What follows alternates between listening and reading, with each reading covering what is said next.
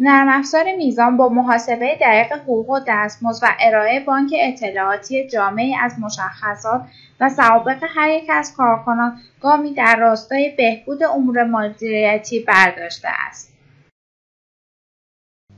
در اطلاعات پایه سیستم، اطلاعات پرسنلی، واحدها، سمت‌ها، محل‌های خدمت، تنظیم خروجی مالیات حقوق، ثبت حقوق و تغییر کد پرسنلی قابل مشاهده است.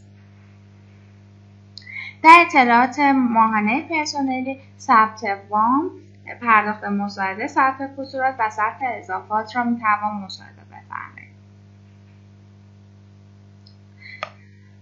ثبت کارکرد ماهانه پرسنل به صورت دستی و یا از طریق دستگاه‌های حضور و غیاب که دستگاه حضور و غیاب با فایل‌های تکست و یا اکسل امکان پذیر است را می‌توان در این قسمت مشاهده کنید.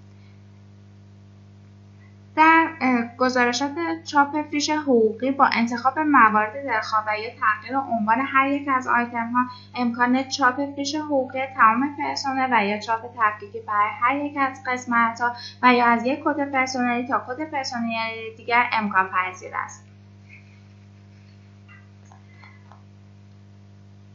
در فهرست حقوق با تفکیک محل خدمت، واحدها و وضعیت استخدامی میتوان فهرست جهت تهیه دیسکت بانک و خروجی پرداخت بانک ارائه نمود.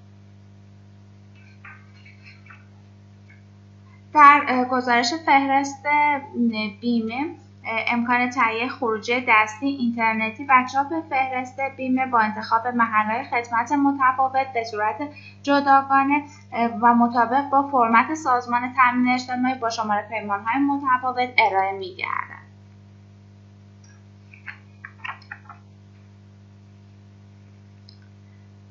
در خلاصه لیست صدور سند حسابداری به تفکیک کدینگ حساب‌های شرکت امکان پذیر است.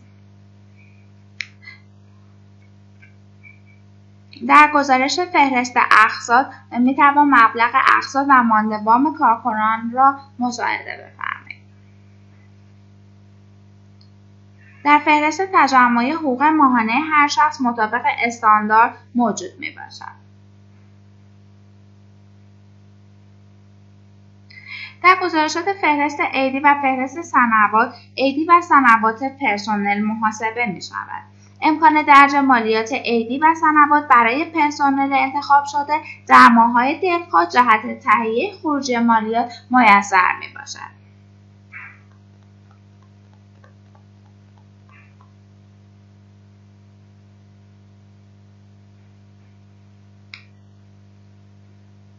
در این قسمت امکان ساخت فایل‌های مالیات ماهانه و جمع شونده جهت ارائه به اداره مالیات میسر است. همچنین چاپ خلاصه لیست و لیست حقوق مطابق با فرمت اداره مالیات میباشد. در عملیات کمکی میتوان تهیه نسخه پشتیبان، بازگرداندن نسخه پشتیبان و همچنین تغییر سال مالی و تغییر رمز دسترسی را مشاهده بفرمایید.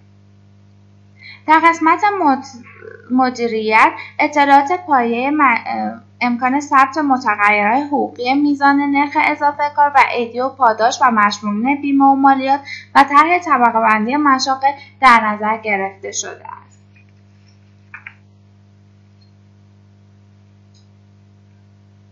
در این قسمت امکان مدیریت کاربران فراهم است. در تعریف اصلاح کاربران امکان تعریف کاربران متعدد با سطح دسترسی متفاوت امکان پذیر است. در قسمت تنظیمات می توان نام شرکت و لوگوی شرکت جهت چاپ در گزارشات را تعریف نمود. امکان تعیین مسیر دلخواه جهت بکاپ‌گیری اتوماتیک قابل تعریف است.